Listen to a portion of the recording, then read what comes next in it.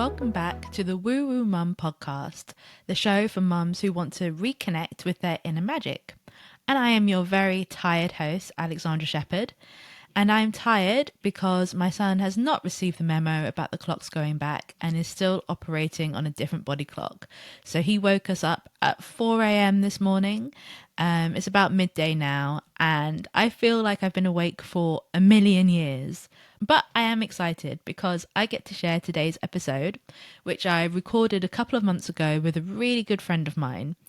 It's a really powerful conversation with academic, mother, and budding herbalist Mel Green. Now, this conversation is the reason I started a podcast about motherhood and spirituality in the first place. I wanted a place where mothers could get together and talk about the fun and inspiring side of spirituality, but also the healing and the awe-inspiring. Mel opens up about raising her autistic son, reclaiming her health when doctors wouldn't listen, and that is a story that is all too familiar with Black women. And we also talk about reconnecting with her ancestral roots. Most of all, she shows us what it's really like to truly trust your intuition in motherhood, and I think that's why this episode is so powerful and an absolute must listen for anyone who's ever ignored their intuition and paid the price for it. Just to let you know, this episode discusses miscarriage and instances of medical racism. You can find Mel on Instagram and TikTok at Mel Ali Green, and her book, which she co-wrote with Claire Malcolm, is called Mothering at the Margins: Black Mothers Raising Autistic Children in the UK.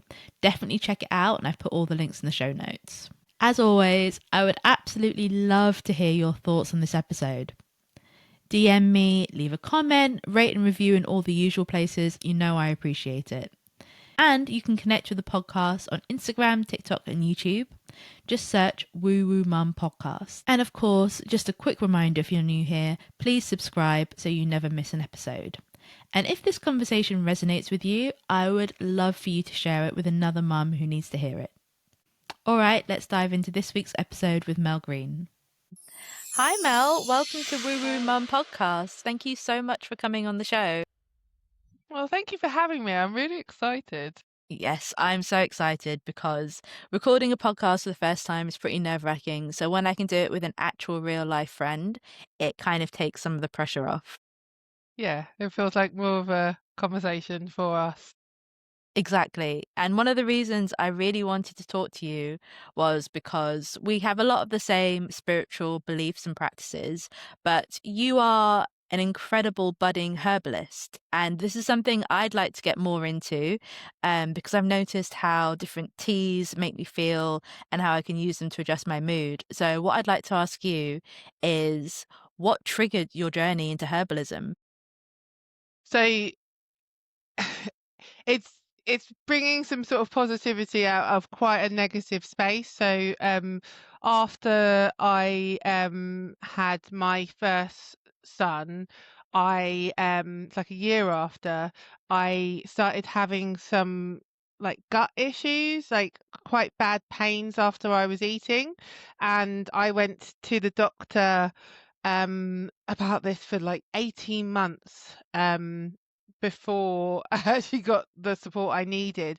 So I had 18 months of being told I had IBS, or I just needed to not eat dairy, or I need not to eat fatty foods, and my doctor was really dismissive. And one day I passed out from the pain. So Pete and so my husband and my son found me sort of just lying on the floor, and I was just holding my gut, but I was really out of it. So they obviously took me to the hospital. I had varying tests that day. The last test was an ultrasound. They did like an MRI and all that sort of stuff, but the ultrasound found that I had a gallbladder full of gallstones. And it's funny because the sonographer, she was like, "Whoa," when he was doing the ultrasound. And I was like, "Whoa, what does that mean?" And he went, "Whoa, did you know that you have like gallstones, like loads of them?" And I was like, "Nope, And that's how no." you found out? And then and then he actually said like, you must be in loads of pain. And I was like, so I had my gallbladder removed after that, and it just really started my distrust of the healthcare system. And like I say that with a sort of a caveat that I still go to the doctors anytime I need to go to the doctors to get checked out. But it's also made me want to kind of have some agency over my own healthcare. And so I think at that point, because once I had my gallbladder removed, I asked questions like, do I need to change anything about my diet? And do I need to do anything differently? And the doctor who did the surgery was like, no, you should be fine now. And I was like, well, what do we actually need a gallbladder for if like, I can have mine removed and just live normally. It's through my own research that I've sort of found that what happened to me next was actually quite likely. So what happened to me after having my second son was that I got diagnosed with non-alcoholic fatty liver disease, which is quite common for people who have had their gallbladder removed to get, because your liver is now doing a lot of the work of your gallbladder. So I did have to be really I do have to be really conscious about my diet, about even things like drinking alcohol, and the types of foods and even medicines that I take. And all of this just sort of led me to think I need to look into my own healthcare and how I can manage this by myself, before I get, another diagnosis of something that I've never heard of before. So yeah, so it led me to, I think I'd listened to this podcast, and oh God, I can't really remember what it's called now. I think it's like the Black Girl's Guide to Menopause, or yeah, it was an American podcast, and she had a herbalist on this episode that I listened to, and it was amazing just listening to her not just talk about herbalism from a sense of kind of taking care of yourself, but also the ancestral historical narrative of herbalism for Black women that we've kind of pushed aside, or and it reminded me of my grandmother and a lot of the stuff that she used to say. Oh, amount of times that she made me eat a clove of garlic that has been covered in honey when I was sick, and a lot of the things that she did that could be seen or as being herbalism that I that left with her when she went back to the Caribbean. So yeah, really long-winded way of telling you about that, but Oh, that's a yeah. beautiful answer. Thank you. And so you say that herbalism, like, how does herbalism support your health now that you've got to consider all these different things?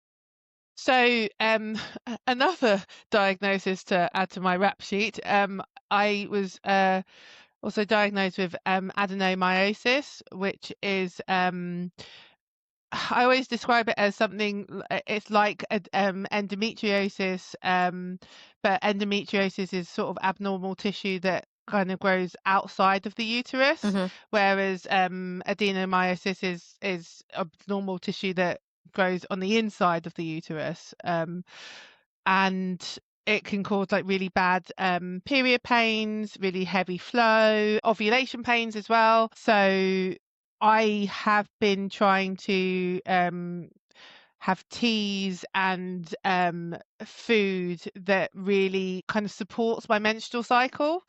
And because of the adenomyosis, I'm anemic quite a lot of the time. So like my day starts with drinking nettle and dandelion root tea, which is really good for the liver, but also nettle is really iron rich, so it kind of supports the potential for things like fatigue.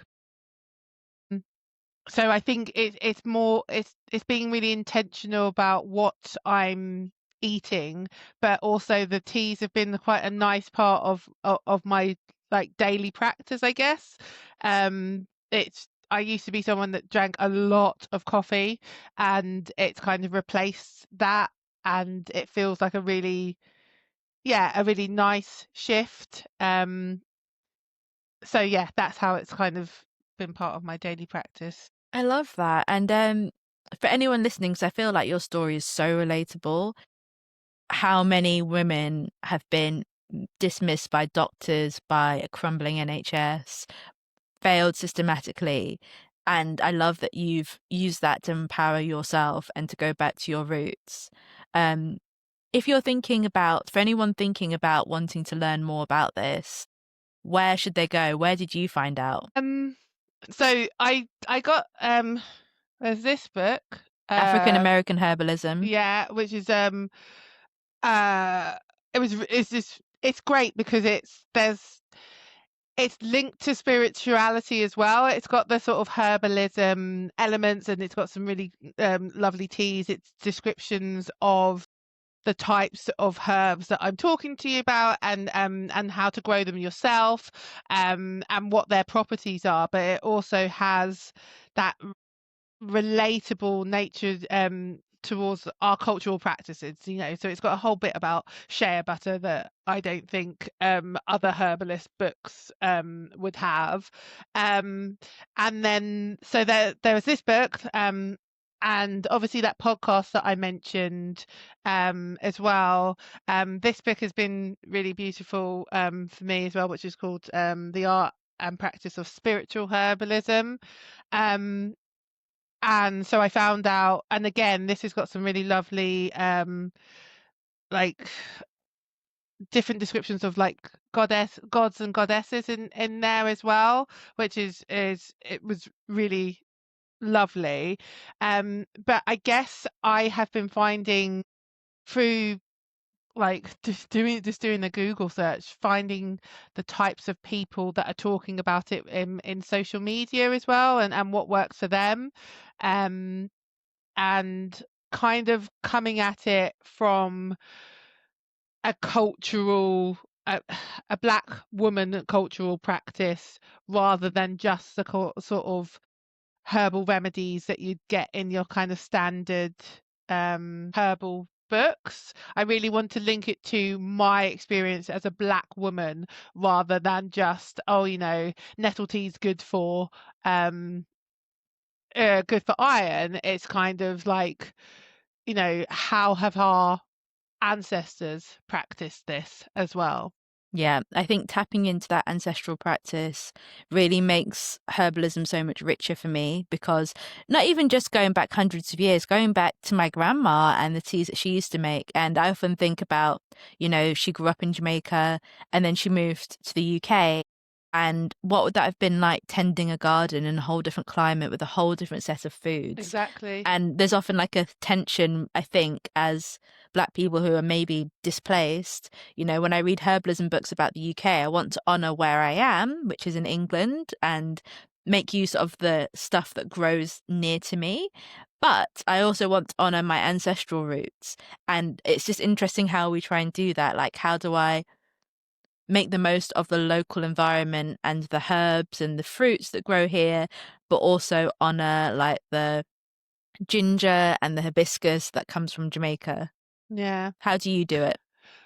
I think that's been actually quite tough, because it's like this African American herbalism book is very much focused in places where there are African Americans living, and so there was one herb that was mentioned a lot when it came to the womb, black cohosh, and I really want to be able to make, or to kind of grow the herbs that I'm using, and I could not find like seeds or a plant that I could start growing in our own garden.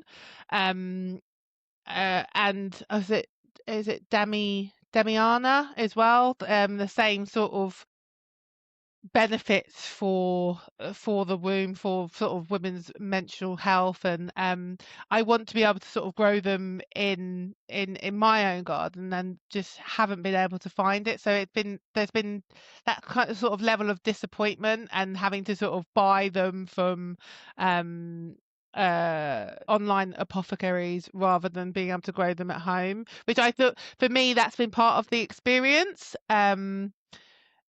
Has also not just been making my teas with stuff that I've sort of with herbs that I've just bought, but actually growing them, harvesting them, taking part in that sort of quite meditative preparation stage as well.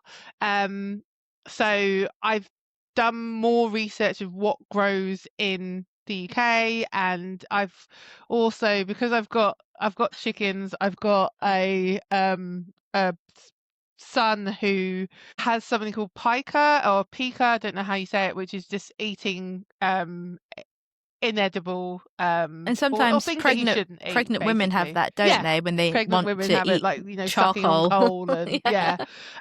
so Maxie will just eat anything, any sort of plant that he sees in our garden. So I've had to create these kind of like polytunnels to keep everything in and then actually lock it all up. But that has actually created a kind of greenhouse effect, which means I've been able to grow things that aren't necessarily known to thrive in the UK.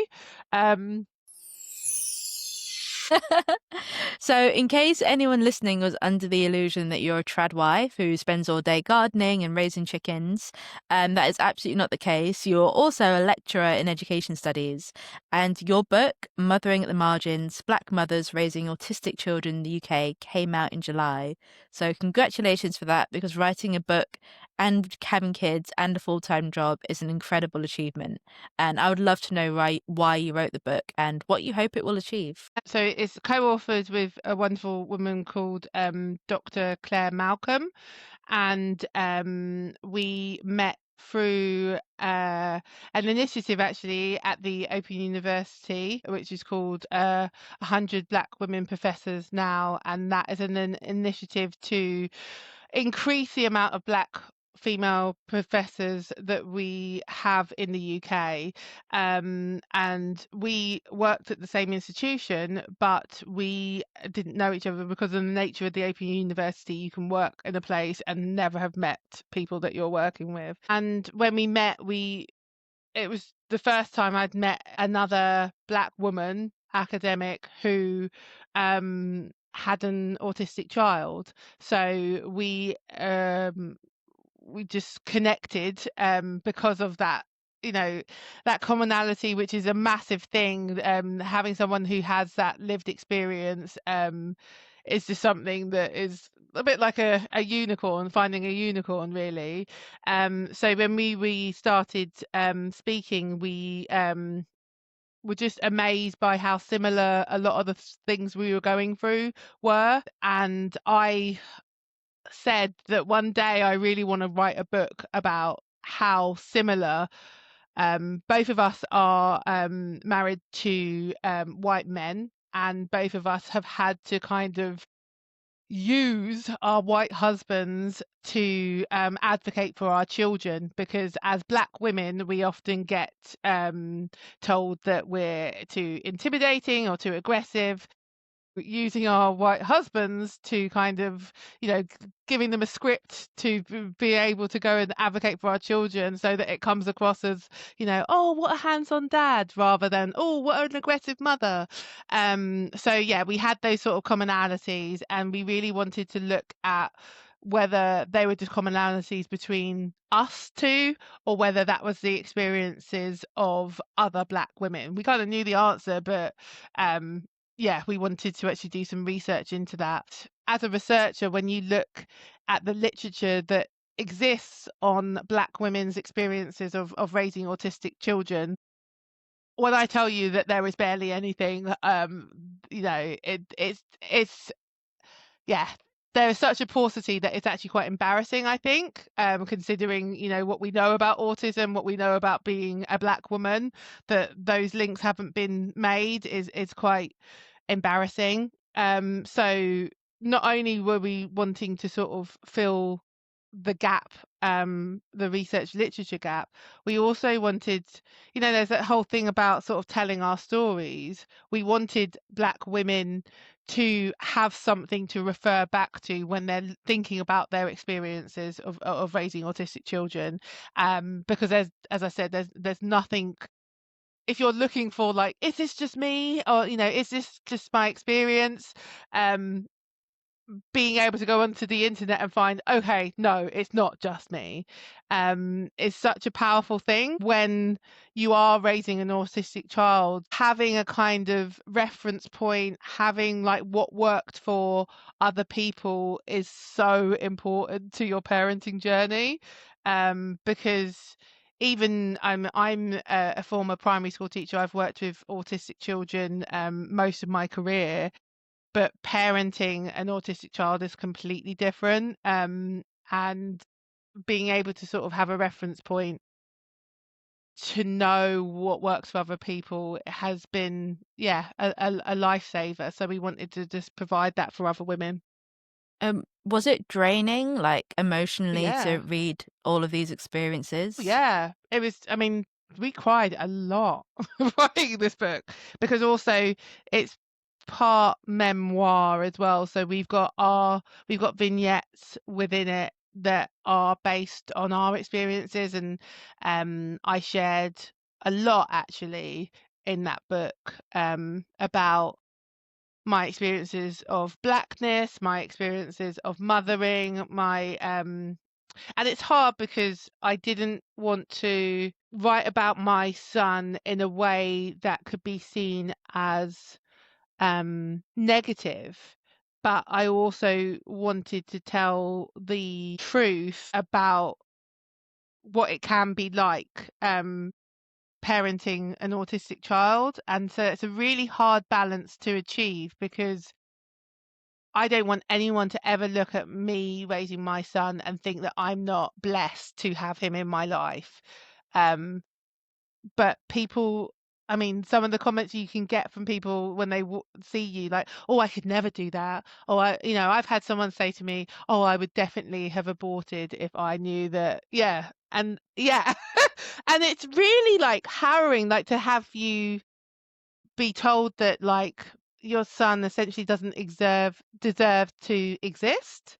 Um, so I think that's something that we really wanted to come across in the book, is that the mothers we spoke to, they celebrate their children's life. They're blessed with their children, but it's also really hard to navigate the world, because the world is not made for autistic children at all.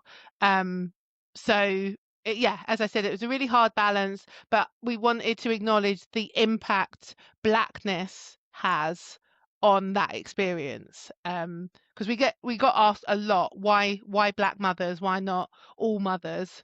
And I think there's a uniqueness in the experiences of being a black woman, and so therefore there's a uniqueness in being a black mother raising an autistic child that we Absolutely. wanted to speak to. And I'm just so shocked that you experience those comments. That's just People are awful. wild, man. They will say things that I don't know, like, we've been I've been told that like my son's never gonna be capable of love, and that I can cure him through giving him some sort of gut medicine, and yeah, people are wild. It's really interesting because some of these kind of come from the spiritual space of Mm, like, don't give vaccines because they'll make your kid autistic. yeah. And as spiritual mums, like I'm with you. I don't eschew doctors altogether, but if there's a remedy I can give myself or my Yeah. child first, I'll definitely try that. But it can veer into some really like nasty ableism. Yeah. I mean, what I'm always just shocked by is just how blatant and how emboldened a lot of people are to say things about my child that I don't think that they would say about a neurotypical child. Um, and I think in the spiritual community, not just the spiritual community, like religious communities as well. Like you Hmm. can pray it away, that Hmm. that maybe I've sinned in previous lives, and that's why I'm being punished. But yeah, so I suppose that that's a kind of part uh, unfortunately, of being a mother of a child with the needs that my son has. But it also is something that I think has empowered me to be a much stronger willed person. I think you have to get quite a thick skin, but you also have to get quite a loud voice to tell people about themselves when they think that those are things that they can say to you. Yeah, I think that's one of the beautiful things about motherhood is the way Mm, that it brings out parts of us that really needed to grow. I completely Um, agree. Yeah. and so thinking about how demanding and challenging, I know there's the beautiful parts of being an SEND mum, but how do you replenish yourself? Because your time is perhaps more limited than the average mum. I think that's something I'm still struggling with, um, to be honest, because it's you can have weeks when you think that you've got it. I think all mums can resonate with this, but you can have weeks where you feel like, okay, I'm completely know what I'm doing. We've got a routine, we've got this rhythm in our lives, and it's all going really well.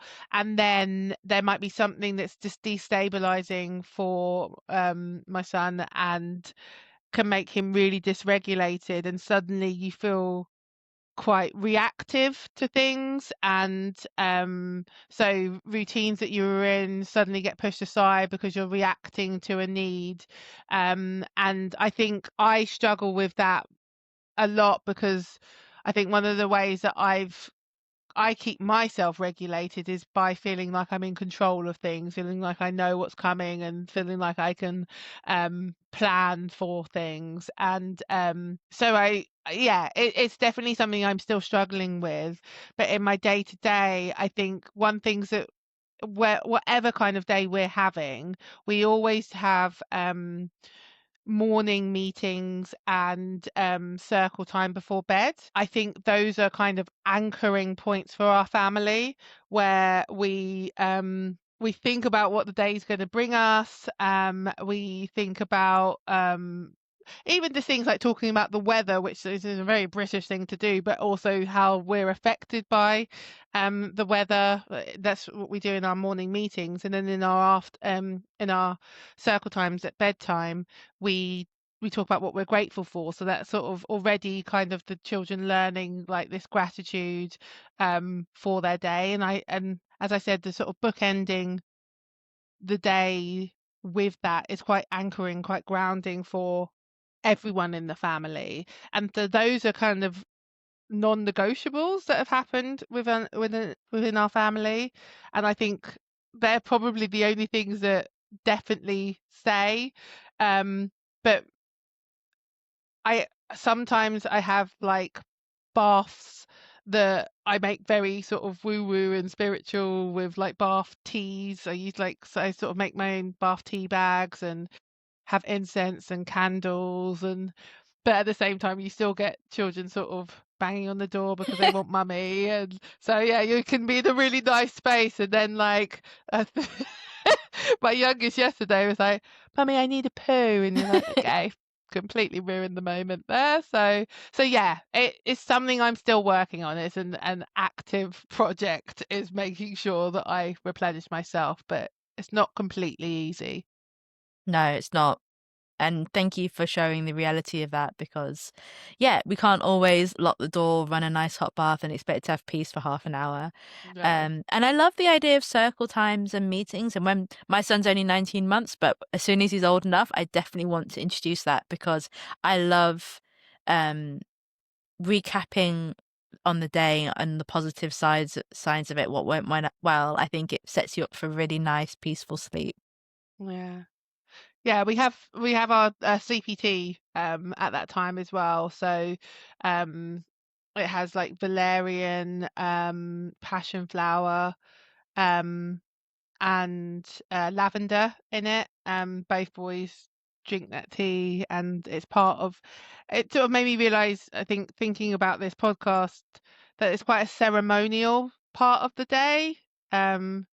I think because we do it all the time and because it doesn't always look pretty, it might, the boys might be bouncing on a peanut ball while we're doing it, and um, but it is a quite yeah, as I said, it's a nice ending to the day that actually it anchors the boys, and autism is something that you're looking for that pattern recognition, you're looking for that safety in our activities, and it's something that really helps both of my children. Amazing. Yeah, I think there's something really magical about rituals.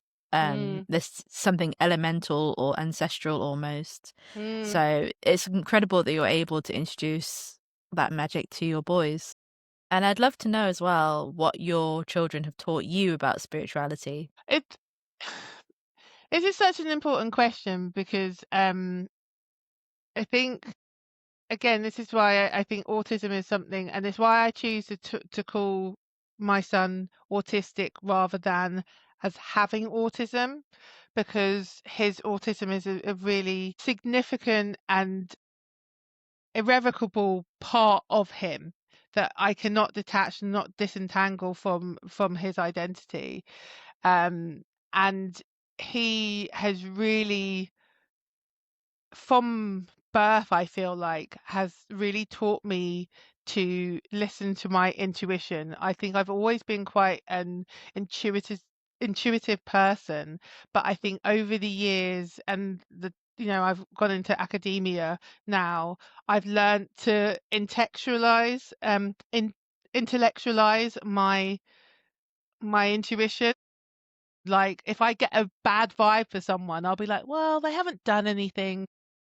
I just need to ignore that feeling, and just sort of interact with them just as they're presenting. But there is always often a voice in my mind with certain people where I'm just like, there's something about you I don't trust. And I often am proven right. Like, it might be years later, but I'm often proven right. And I think I've over the years just stopped listening to that before I had children, stopped listening to that voice.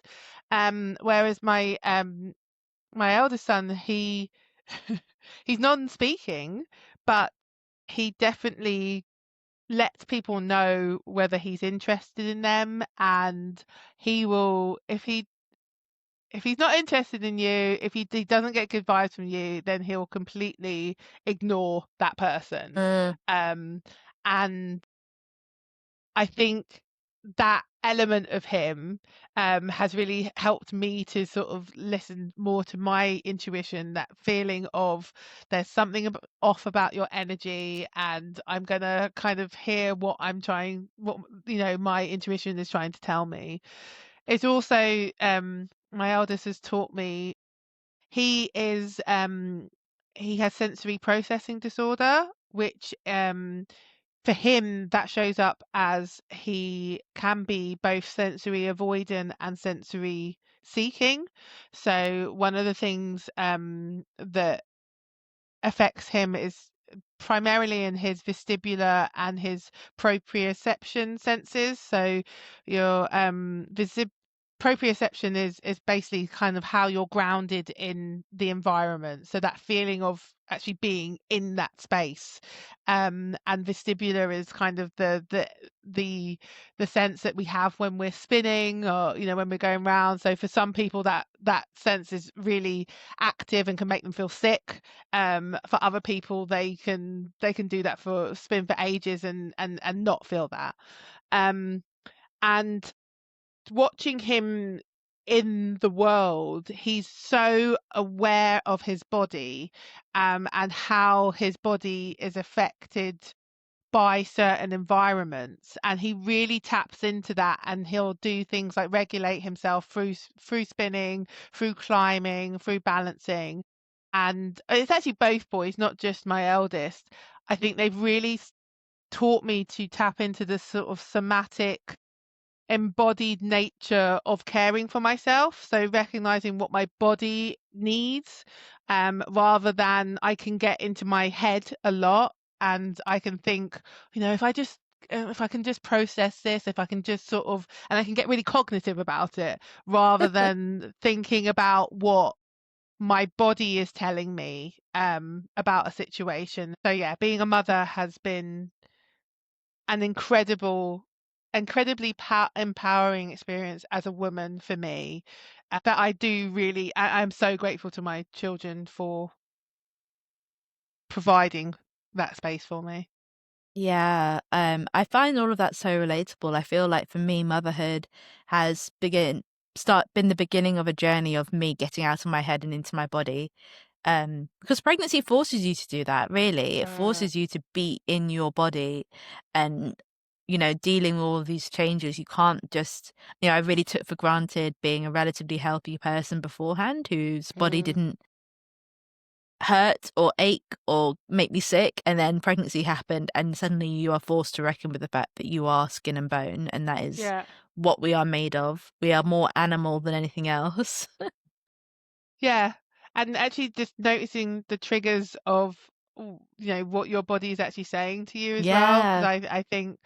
um I think the sort of most eye-opening experience I had with my body was when I miscarried, and I had at that point a really negative relationship with my body. I felt like my body had let me down, and the that meant something bad about me.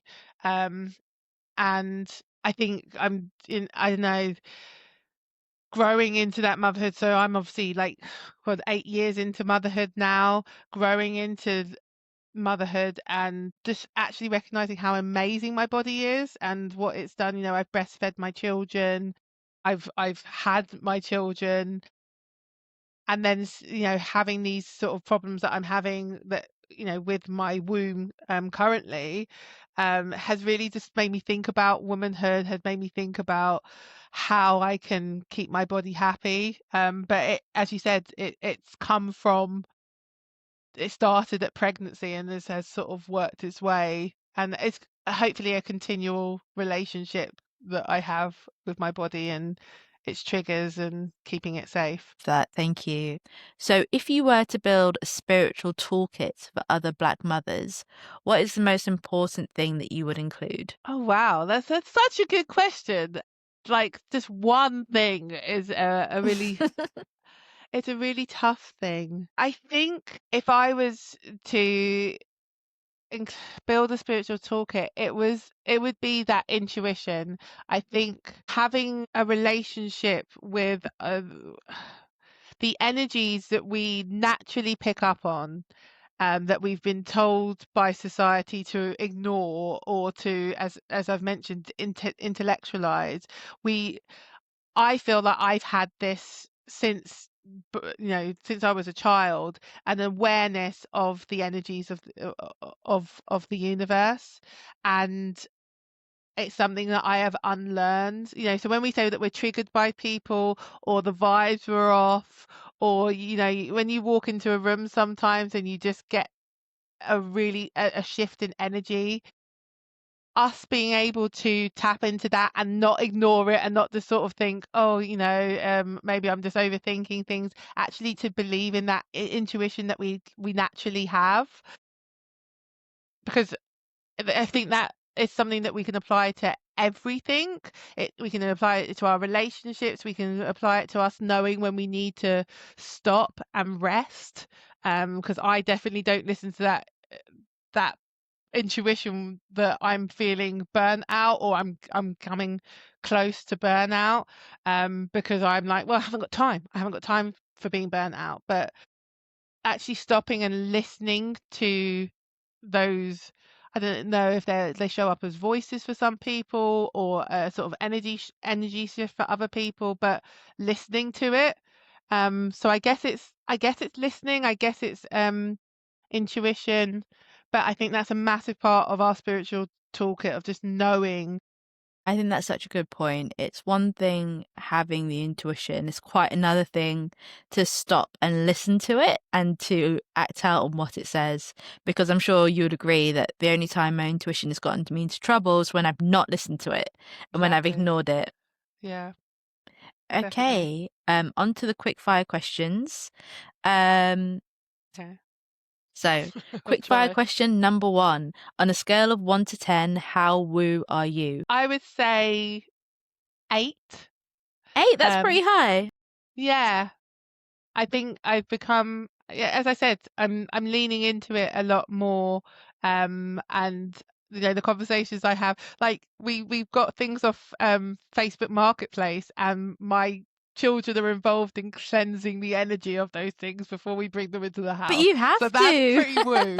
That's whereas my husband, like proper sort of, scientific kind of guy, is just watching us cleanse things and talk about the energy and stuff, going, okay. But yeah, so I think that's reasonably woo. I think that's sufficiently woo as well. Okay. Well done. What does your daily spiritual routine look like? As I mentioned, I think at the minute it is really sort of the teas, the anchoring kind of meetings that I have with my family, um, and that will be, having things like incense in the background, having teas that match the energy that we are either trying to achieve or have at the time. Like my children know the difference between Tulsi and mullein and what it does, and so I think including my family in that daily spiritual practice. I used to say that I don't meditate anymore, but I think I always clean with music on. And my husband knows that if he hears Cleo Soul in the house, then I'm emotionally processing something. So I do think, I use music to kind of get into that meditative state. And that's a daily practice as well. So I think my problem is that I try and make it perfect. And when I thought about this question before, I I I get upset that it's not like, oh, I meditate at this time and I do this and I do that. It is more what fits in with my family and our day to day. And But that is I so still much think, more real and yeah, relatable. I don't think yeah, any of us listening have that perfect spiritual routine and children and a job. yeah.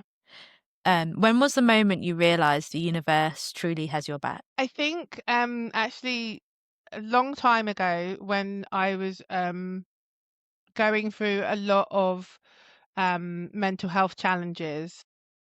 I got to like the lowest of the low, and I think I was making some decisions that actually I think my ancestors or someone or some element kind of held me back from making a decision that would have potentially been sort of life ending.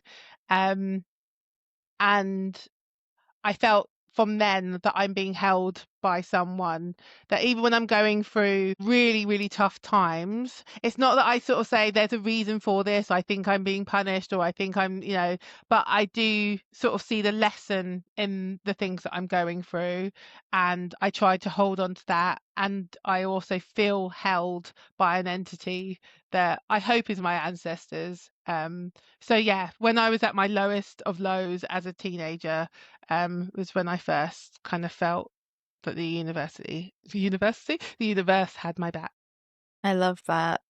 Um, and finally, what is a woo-woo story from your life that still gives you goosebumps? So by this I mean a strange coincidence or something happening that you couldn't explain. I've had quite a few of these where I've had a voice in my head that has either said stop or look or something. And again, when I was a teenager, I was one of those teenagers that would walk around with my earphones in, and when I'm walking down the road and I should probably be paying attention to what I'm doing rather than actually just losing myself in the music.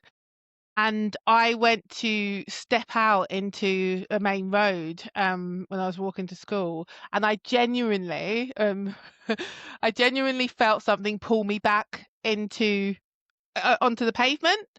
And a massive lorry went past, like zoomed past, and it felt like I could feel the wind of it. There was no one there. There was just me on the pavement, but I really did feel that feeling of being pulled back onto the pavement. So I've not, yeah, I really I tell that story to certain people, and you've got the sort of like, oh, okay, whatever. But I truly believe that happened. It felt like it, and it still gives me goosebumps because I do think I was saved by something at that point. And it sounds like to me that something is really looking out for you. I agree. I agree, which is really sometimes when you're, yeah, when you're feeling low, that is really a lovely thing to be able to hold on to. Absolutely. Oh, thank you so much, Mel, for coming on the podcast. I really enjoyed this. I knew you'd be an amazing guest, and you have been. Yeah, I'm really grateful that you've invited me. You know, I think you know that I've struggled with defining myself as woo woo. So yeah, just to having the opportunity to sort of think about my practice, my spiritual practice in this level of detail has actually been really important for me. So I'm really grateful. Thank you. Welcome. And that's what we're all about. I want to reclaim the woo. Yes, yes, that's your tagline right there. Yeah, exactly.